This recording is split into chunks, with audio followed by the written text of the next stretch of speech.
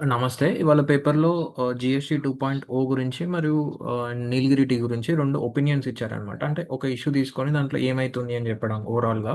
So, ఇక్కడ మనకి GST 2.0 మనం జస్ట్ 3, 4 మినిట్స్‌లో కంప్లీట్ చేసేసుకుందాం. ఓకే. డన్.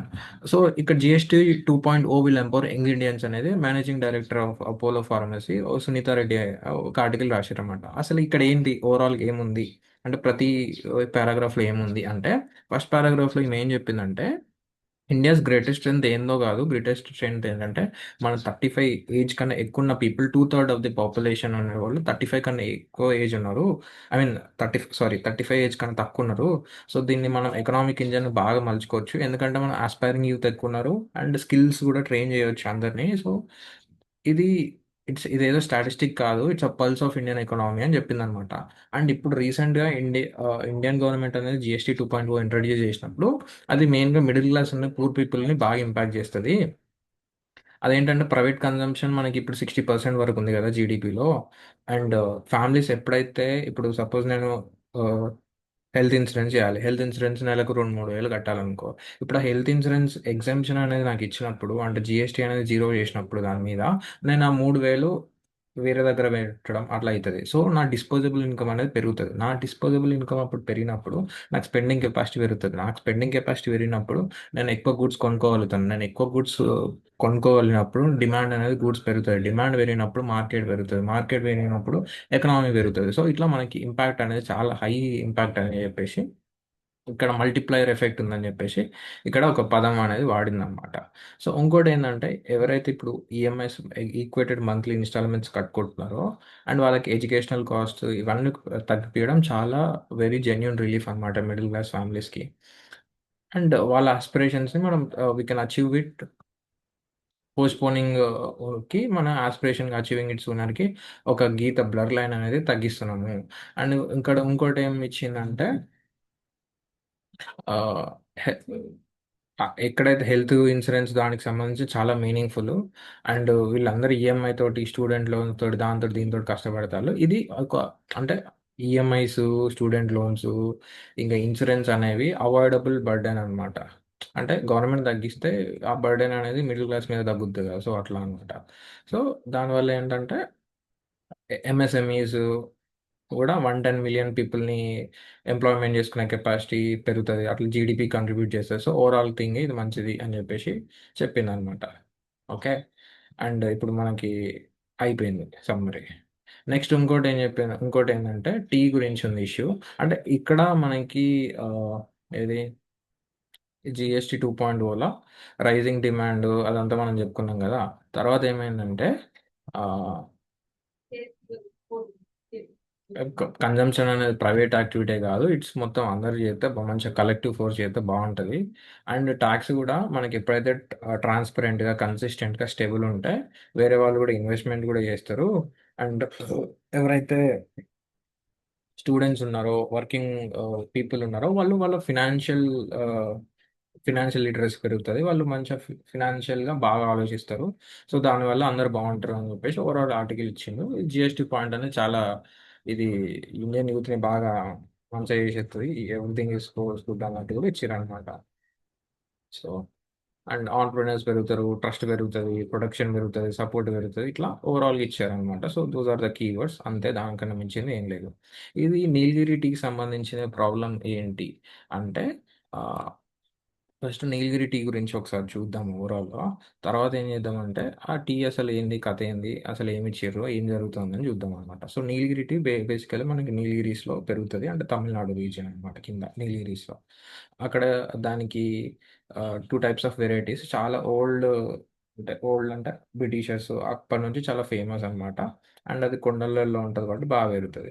సో, ఇక్కడ ఈ జియోగ్రాఫికల్ కండిషన్స్ నీలగిరి పెరగడానికి 2500 మీటర్స్ ఉండాలి. అంటే ఆహ్, క్లైమేట్ గూడా మనకి south west, north west fog ఉండాలి, రెయిన్ ఉండాలి, సన్‌షైన్ ఉండాలి. అండ్ లాటరైటిక్ లోమ్ ఉండాలి.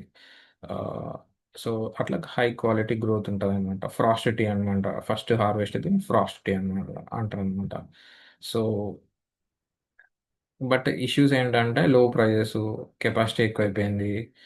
చాలా ఫ్యాక్టరీస్ ఉన్నాయి కాబట్టి ప్రైస్ తక్కువైపోయింది, ఆప్షన్ ఎవరు తీసుకునేటోడు లేడు, మ్యానిపులేషన్ అవుతుంది అంటే మళ్ళీ ప్రైస్లో అట్లా ప్రాబ్లమ్స్ ఉన్నాయన్నమాట. సో ఇది జస్ట్ ఓవరాల్గా అది అదేంటి అని చెప్పేసి మనం నీలగిరీస్లో ఏమేం అంటే హైయెస్ట్ పీక్స్ కూడా ఒకసారి అన్నయ్య మూడు అవి ఉంటాయి కదా, అవి కూడా ఒకసారి చూద్దాము. హైయెస్ట్ పీక్స్ ఎంత. సో డోడబెట్ట అనేది హైయెస్ట్ పీక్, అది నీలగిరిలో ఉందన్నమాట, ఊటీ దగ్గర ఉంటుంది.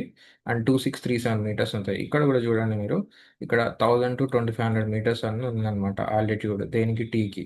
So it's a very good thing అనమాట. పూతక మండలం అక్కడ ఎక్కువ ఉంటుంది అనమాట highest peaks. So Doddabetta peak. So అక్కడ మనకి టీ అనేది ఎక్కువ పెరుగుతుంది. ఆ, మనం టీ ఎస్టేట్స్ ఇన్ తమిళనాడు కూడా ఒకసారి చూద్దాము. ఓకే.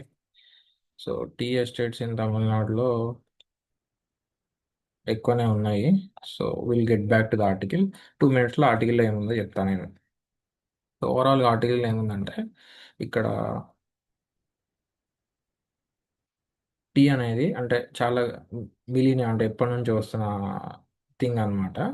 అండ్ అప్పుడు బడాగాస్ అనే వాళ్ళు ఉందన్నమాట. బడాగాస్ అనే వాళ్ళు, వాళ్ళు ఏంటంటే గవర్నమెంట్కి అగనెస్ట్గా మనకు గ్రీన్ టీ లీవ్స్ మీద మనకు ప్రైజ్ అనేది అంటే మనకు ప్రైజ్ మంచిగా కావాలి, అంత ఆగమాగం చేస్తున్నారు అని చెప్పేసి వాళ్ళు ఏం చేసారు, 3 బస్సెస్ని తగలబెట్టారు అనమాట. తర్వాత సెంచనరీ సెలబ్రేషన్ చేసారు 1999లో, అంటే 100 సంవత్సరాలు అని చెప్పేసి. సో అప్పుడు ఏం చేశారంటే future of tea the Nilgiris అని చెప్పేసి ఒక క్యాంపెయిన్ సెమినార్ నడిపించారు అనమాట. September 4, 2000, అంటే ఒక 25 years బ్యాక్. తర్వాత సేవ్ నీలగిరి క్యాంపెయిన్ అట్లా పెట్టారు. సో అట్లా లేట్ 1970 తర్వాత అసలు మెయిన్ ప్రాబ్లం ఏంటంటే, ఈ టీ అనేది మినిస్ట్రీ ఆఫ్ కామర్స్ కింద ఉంది. మనకి మినిస్ట్రీ ఆఫ్ అగ్రికల్చర్ కింద ఉంటే ఏమవుతుంది, సో మినిస్ట్రీ ఆఫ్ అగ్రికల్చర్ కింద ఉంటే వాళ్ళకి ఫేర్ ప్రైజెస్ అని వస్తుంది. ఎట్లయితే మనకి షుగర్ కేన్కి వేరే వేరే ప్రొడక్షన్కి వచ్చిందో అట్లా వస్తే చాలా బెటర్ అని చెప్పేసి అది ఉందన్నమాట.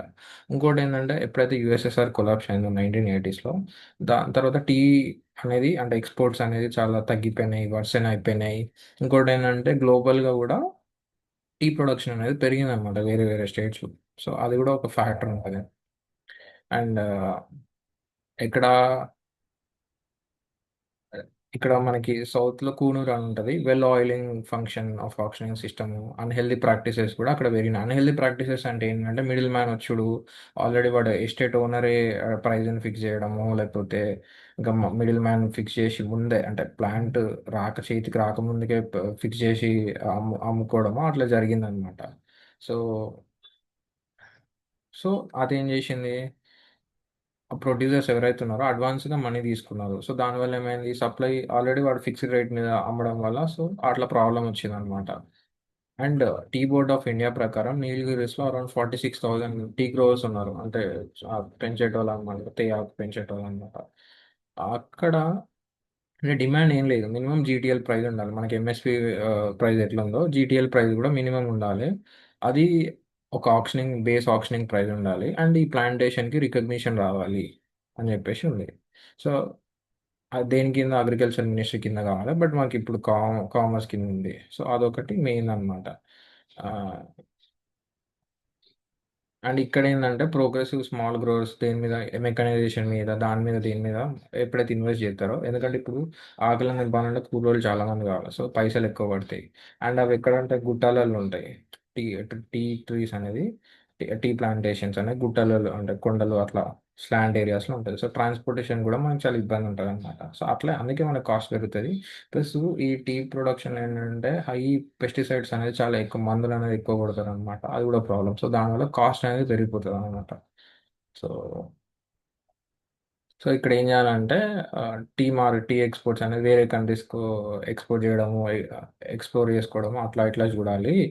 గవర్నమెంట్ కూడా 2 ఇనిషియేటివ్స్ రన్ చేస్తుంది, ఒకటి ఇండ్ కన్జర్వ్ అండ్ ఇంకోటి టాంటియా. అది కూడా మనకి అంటే ప్రైజ్ లీడర్స్కి లీడ్ చేయొచ్చు.